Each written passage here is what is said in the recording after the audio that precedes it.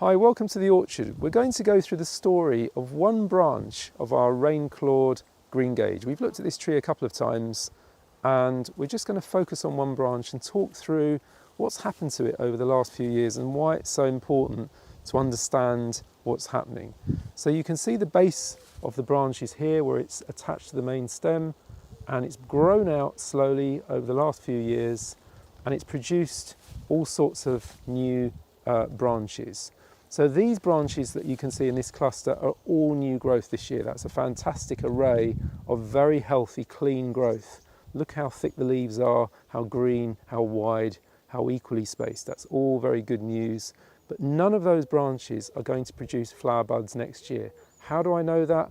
Well, all I need to do is look in the leaf axil here and see a tiny bud. If that's a leaf bud for next year, there's no fruit going to form there, because the fruits don't form on a fruit tree like this until they're at least 2 years old.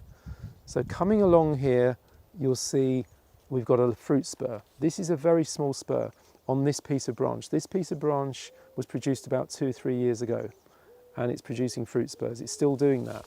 But as you come along, you can see that there were some flower spurs. They did produce a little crop. It's no longer producing any new growth. And just like near the tree is not investing new growth in this area. It's much rather investing growth further out. There's a lovely fruit spur in here, which you might be able to see. That's going to fruit next year. I know it's a fruit spur because it's short. It's got lots of close internodes on that, and that's all going to be fruiting. There's a small shoot here, which again is vegetative, but behind it there are fruit buds. So that's a very long spur. We like to have those because they give us fruit for 3 or 4 years at least. And then coming onto this branch, which is 3 years old, it's got plenty of fruit buds. So this whole cluster potentially could have quite a lot of fruit on it next year, right up to here, to the junction where this year's growth arises. This very strong stem goes all the way out beyond the tree. And what we have to be careful of is monitoring the growth on the edge of the tree, not letting it get too big.